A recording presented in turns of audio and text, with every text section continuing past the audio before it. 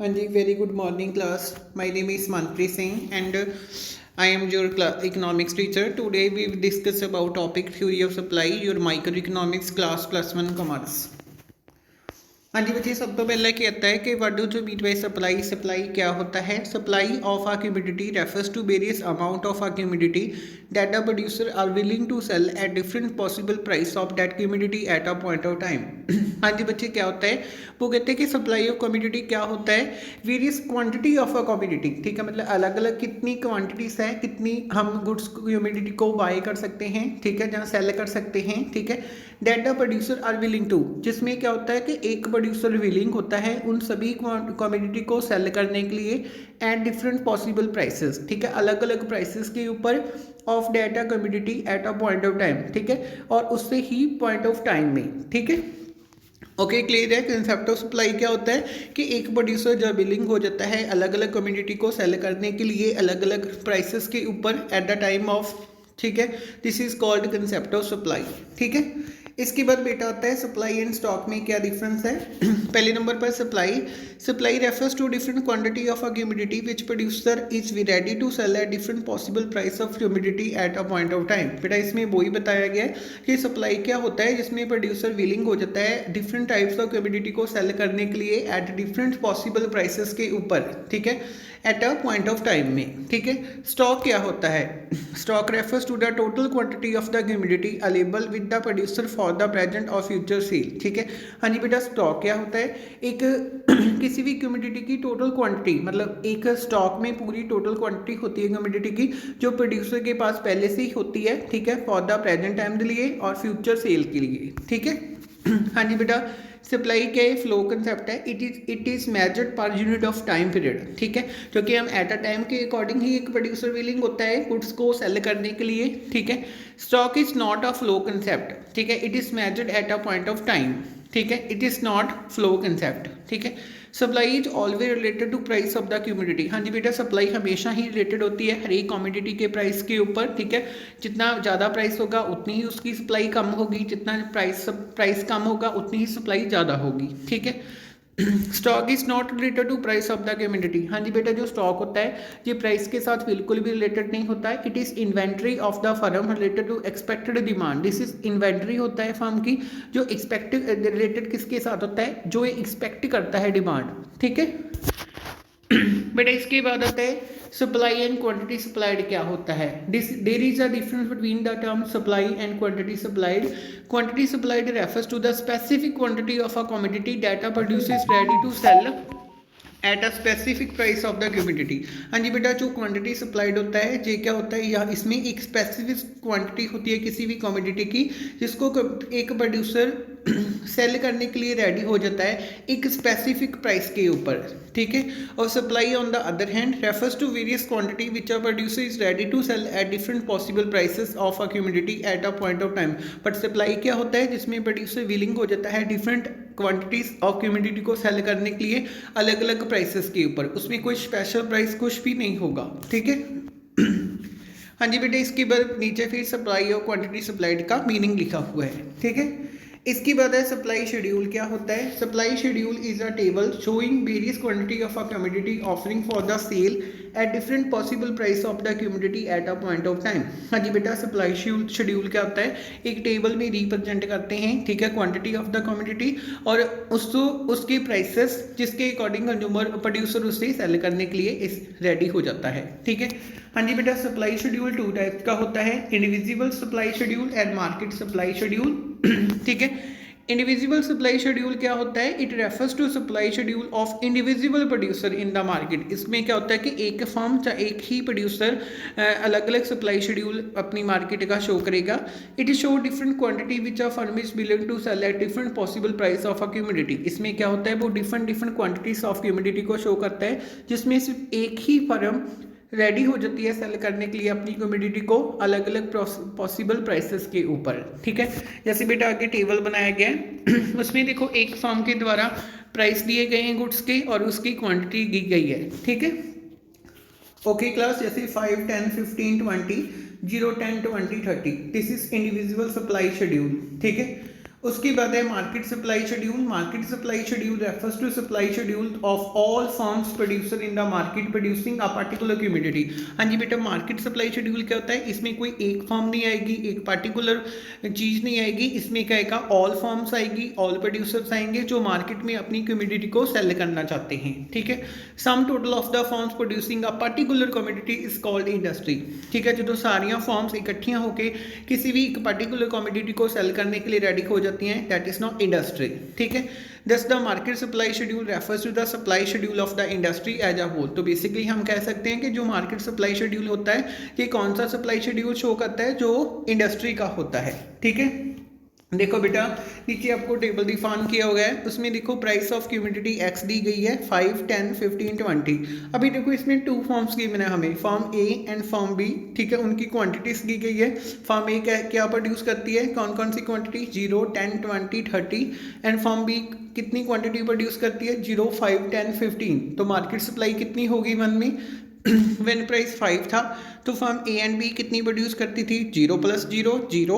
ठीक है, when price is 10, firm A produce 10 and firm B produce 5। तो this is now 10 + 5 = 15।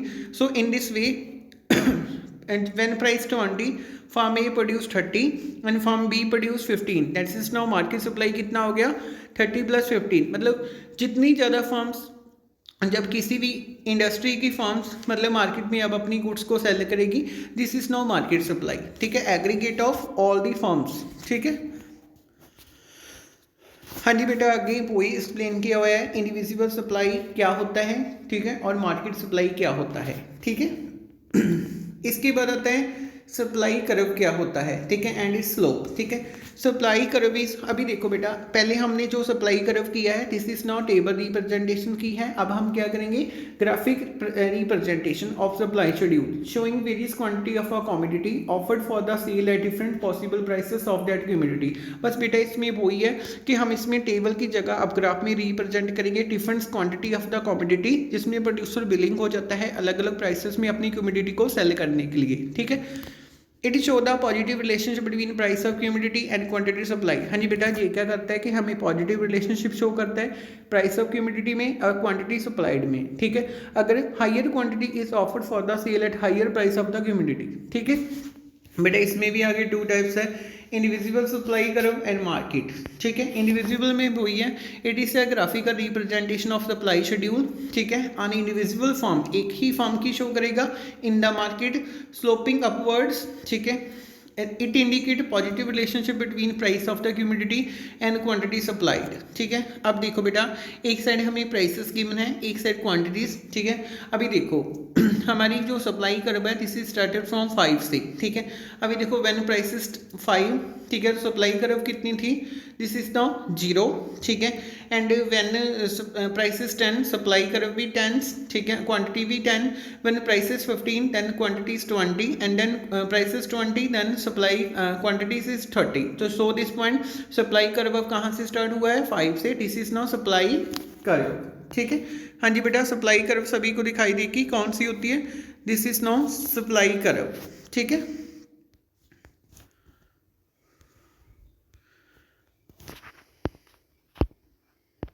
हाँ जी बेटा उसके बाद आता है this is market supply curve. हाँ जी बेटा, मार्केट सप्लाई कर्व भी एक ग्राफिकल प्रेजेंटेशन होती है of the market supply schedule. ठीक है, it is supply curve of the industry as a whole. इसमें क्या आता है, सभी इंडस्ट्री की सप्लाई कर्व को शो किया जाता है।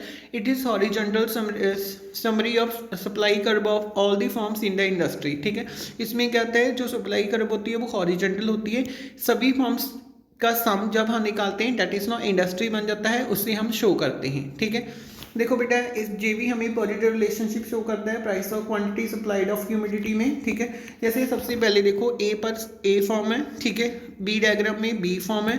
अब तीसरे नंबर पर मार्केट सप्लाई बन गया जो हमने इसका टोटल लगाया था। ठीक है, सेम उसी कंसेप्ट से when prices 5 then to quantity 0 थी, when prices 10 quantity is now 15, when prices 15 quantity is now 30, when prices 20 and quantity is now 45।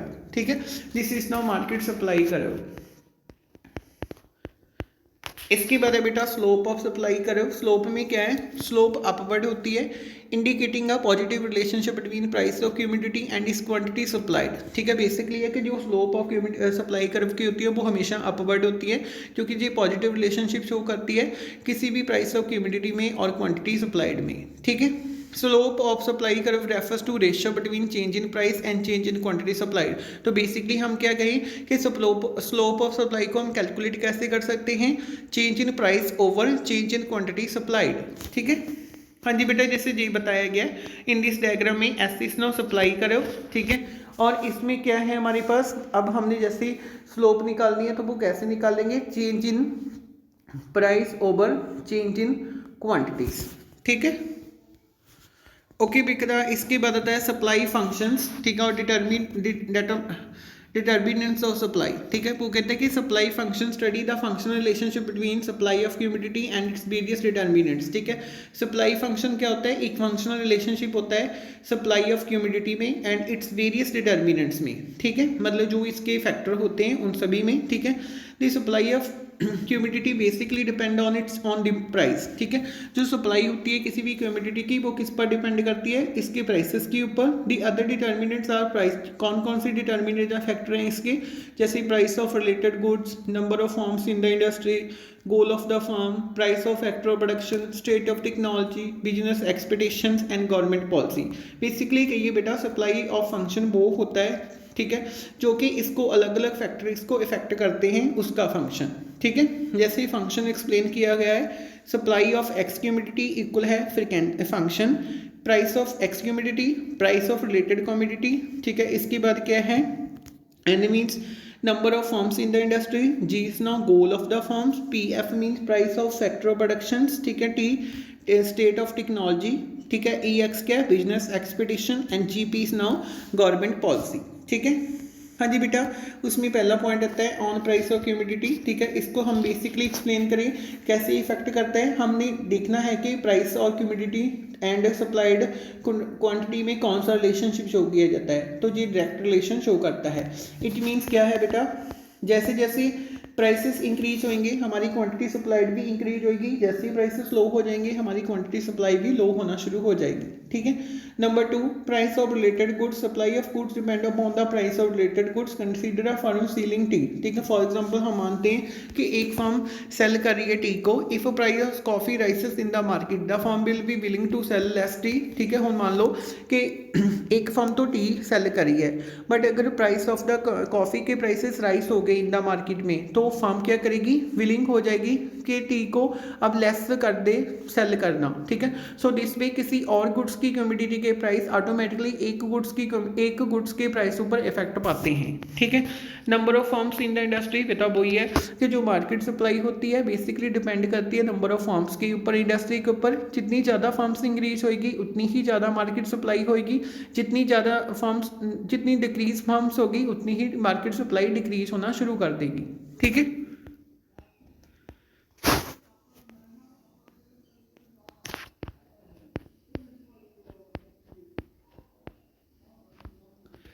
बेटा इसके बाद है गोल ऑफ द फर्म।